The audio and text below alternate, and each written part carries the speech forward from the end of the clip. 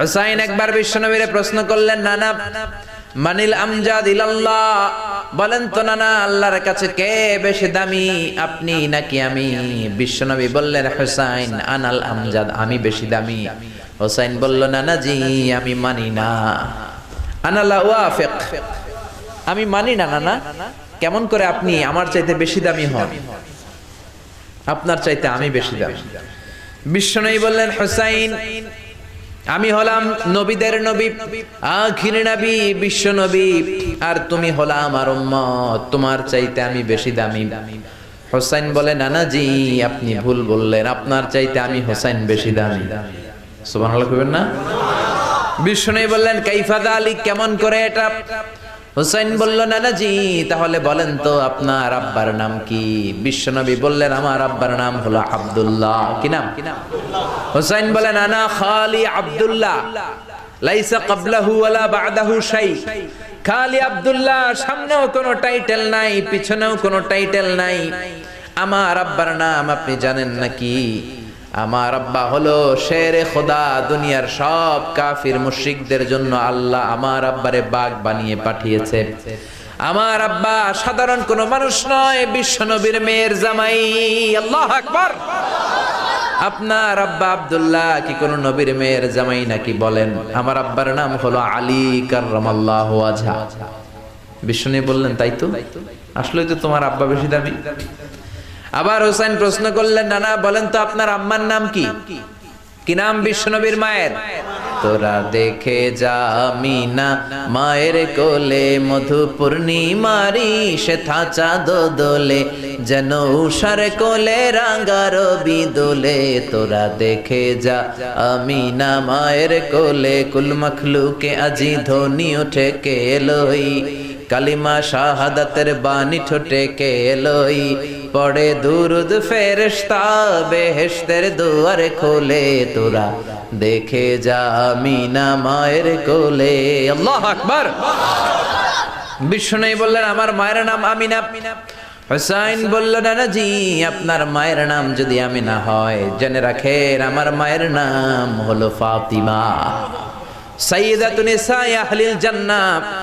জান্নাতে সর্বপ্রথম যেই মহিলাটা ঢুকবেন, ওই মহিলাটা হলো আমার আম্মা জান ফাতিমা। বিশ্বনবী ফাতেমারে এত ভালোবাসতেন, বিশ্বনবী বলতেন যে ফাতেমারে কষ্ট দেয় সেজন্য আমি নবীরে কষ্ট দেয়, আর যে ফাতেমার মনের মধ্যে আনন্দ দেয় সেজন্য আমি নবীরে আনন্দ দেয়। বিশ্বনবী কোন সফরে গেলে সবার শেষে ফাতেমার সাথে দেখা করে বের হতেন, আবার সফর শেষ করে বাড়িতে আসার সময় সবার প্রথম ফাতেমার সাথে দেখা করতেন। ও নানা বলেন তো তাহলে কে দামি, আপনার আম্মা আমেনা নাকি আমার মা ফাতিমা? বিশ্বনবী আর কোনো কথা বলে না। হুসাইন একের পর এক প্রশ্ন বানে নানাকে জর্জরিত করছে, নানা এবার বলেন তো আপনার নানির নাম কি? বিশ্বনবী বললেন, হুসাইন আমার নানির নাম হলো বাররা বিনতে আব্দুল উজ্জা। হুসাইন বলে, না না আপনার নানি বাররা রে কেউ চিনে না।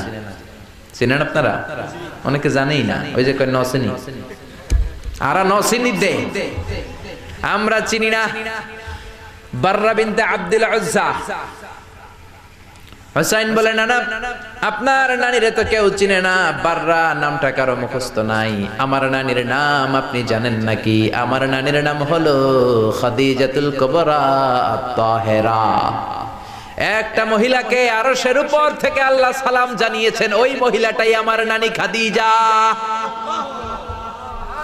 বিশ্বনবী খাদিজারে এত ভালোবাসতেন, বিশ্বনবী বলতেন, আল্লাহ কিয়ামতের দিন যখন কেউ কাউরে চিনবে না, ওই কঠিন দিনে আমি যেন আমার প্রাণের খাদিজারে ভুলে না যাই।